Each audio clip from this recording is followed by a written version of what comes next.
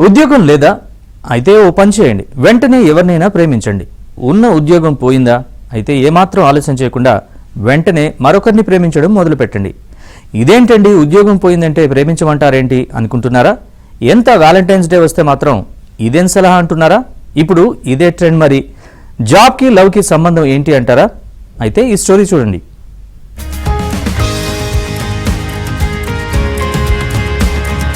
Job కావాలంటే సాధారణంగా ఎక్కడ వెతుకుతాం?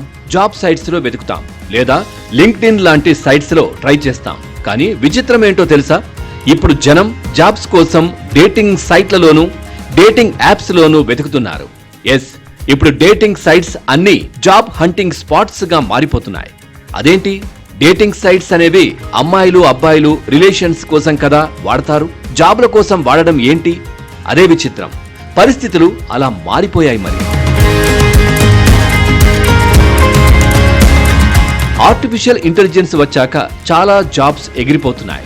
ఐటీ కంపెనీల్లో జాబ్స్ తీసేయడమే తప్ప కొత్తగా ఇవ్వడం లేదు.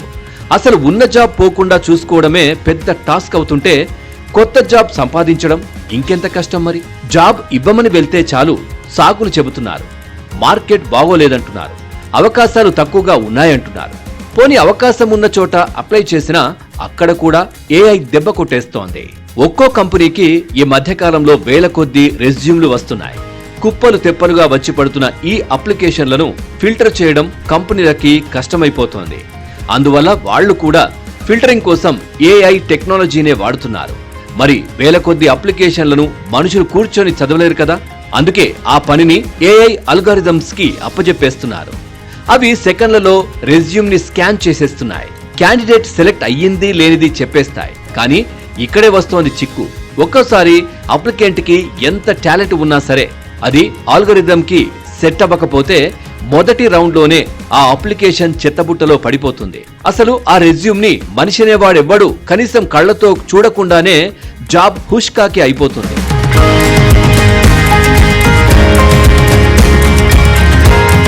అందుకే ఈ ఏఐతో విసిగిపోయిన అమ్మాయిలు అబ్బాయిలు జాబ్స్ కోసం కొత్త దారులు వెతుకుతున్నారు.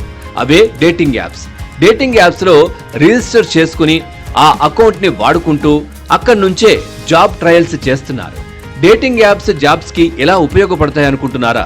రిలేషన్ అండ్ రికమెండేషన్, ఇదే అక్కడ స్ట్రాటజీ. మార్కెట్ లో ఉద్యోగ అవకాశాలు టైట్ గా ఉన్నప్పుడు జాబ్ రావాలంటే రికమెండేషన్స్ తప్పవు. మరి పెద్దగా పరిచయాలు లేని వాళ్ళకి, ఇండస్ట్రీలో గాడ్ ఫాదర్స్ లేని వాళ్ళకి ఉద్యోగాలు రావు. సో ఇలాంటి వాళ్లే ఇప్పుడు జాబ్స్ కోసం టిండర్, బంబుల్ లాంటి డేటింగ్ యాప్స్ ని ఆశ్రయిస్తున్నారు. అబ్బాయిలతో అమ్మాయిలు, అమ్మాయిలతో అబ్బాయిలు పరిచయాలు పెంచుకుంటున్నారు. కాస్త పరిచయం పెరిగాక మీ కంపెనీలో జాబ్స్ ఉన్నాయా అని ఆరా తీస్తున్నారు. అంటే తనని రికమెండ్ చేయమని అడుగుతున్నారు. ఇలాంటి ఒక షార్ట్ టర్మ్ రిలేషన్షిప్స్ కి అలవాటు అయిన పిల్లలు రేపు స్టేబుల్ రిలేషన్షిప్స్ మీద నమ్మకం కూడా పోవడం జరుగుతుంది. అండ్ సో లాంగ్ టర్మ్ లో మనము ఆలోచిస్తే గనక ఈవెన్ ఒక ఫిజికల్ అబ్యూస్ కూడా గురవ్వడం అనేది జరుగుతోంది. ఎందుకంటే వాళ్ళు వీళ్ళకి సపోర్ట్ చేస్తున్నారు కాబట్టి, వీళ్ళు దానికి అడగడానికి ఏమీ లేదు కాబట్టి. So physical abuse and then even sexual abuse కూడా గురయ్యే ఛాన్సెస్ చాలా చాలా హై ఉంటున్నాయి ఈ రిలేషన్షిప్స్ లో.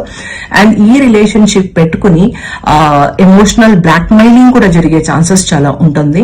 సో ఆ చిన్నప్పుడు యంగ్ ఏజ్ లో ఇవన్నీ అర్థం కాక ఈ మొమెంట్ కి వాళ్ళకున్న నీడ్స్ ఫుల్ఫిల్ అవ్వడానికి ఏ రిలేషన్షిప్ లో వీళ్ళు ఎంటర్ అవుతున్నారో ఈ రిలేషన్షిప్స్ ఫ్యూచర్ లో వీళ్ళ ఫ్యూచర్ కే ఒక పెద్ద రిస్క్ గా అయ్యే ఛాన్సెస్ కూడా చాలా చాలా హై ఉన్నది. అండ్ వీటన్నిటికీ ఒక ప్రివెంటివ్ మెజర్ గా మనం ఆలోచించాలి అంటే ఫస్ట్ ఈ కన్వీనియన్స్ క్రియేట్ చేస్తున్న ఈ యాప్స్ ఏమున్నాయో వీటి మీద ఒక strict vigilance and then strict policies తీసుకురావాల్సిన అవసరం చాలా ఉన్నది. ఎందుకంటే ఇది దేశాన్ని, ఒక యూత్ ని, ఒక కంప్లీట్ లైఫ్ ని స్పాయిల్ చేసే ఛాన్సెస్ చాలా చాలా హై ఉన్నది. డేటింగ్ యాప్స్ లో పరిచయాలన్నీ జనరల్ గా ప్రేమ, పెళ్లి, శృంగారం లాంటి వాటి కోసమే జరుగుతాయి. కానీ ఇప్పుడు చాలా మంది కేవలం జాబ్ హంటింగ్ కోసమే వీటిలో చేరుతున్నారు. డేటింగ్ యాప్స్ ఎందుకంటే ఇక్కడైతే మనిషితో డైరెక్ట్ గా మాట్లాడవచ్చు.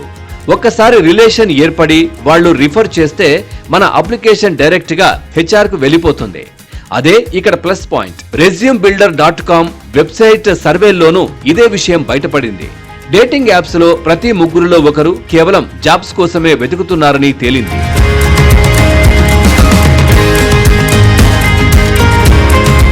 ఒక వ్యక్తి తనకు జాబ్ కావాలంటే తను ఏ కంపెనీలో జాబ్ చేసుకుంటున్నారో సరిగ్గా అదే కంపెనీలో పనిచేస్తున్న వాళ్ళు ప్రొఫైల్స్ కోసం వెతుకుతున్నారు.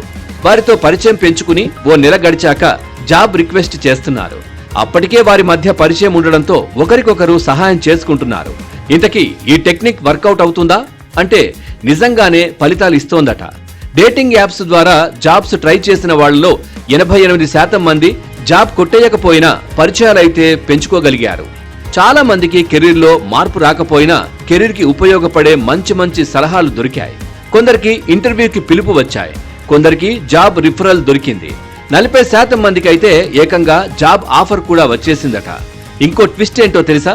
డేటింగ్ యాప్స్ ద్వారా జాబ్స్ కి ట్రై చేసిన వాళ్లలో 38% మందికి అటు ఉద్యోగము వచ్చింది, ఇటు అవతలి వ్యక్తితో రొమాంటిక్ రిలేషన్ కూడా సెట్ అయ్యింది. అంటే ఒకే దెబ్బకి 2 పిట్టలన్నమాట. మానవ సంబంధాలన్నీ ఆర్థిక సంబంధాలేనని గతంలో కార్ల్ మార్క్స్ చెప్పినట్లు ఇప్పటి ట్రెండ్ చూస్తే నిజమేననిపిస్తోంది.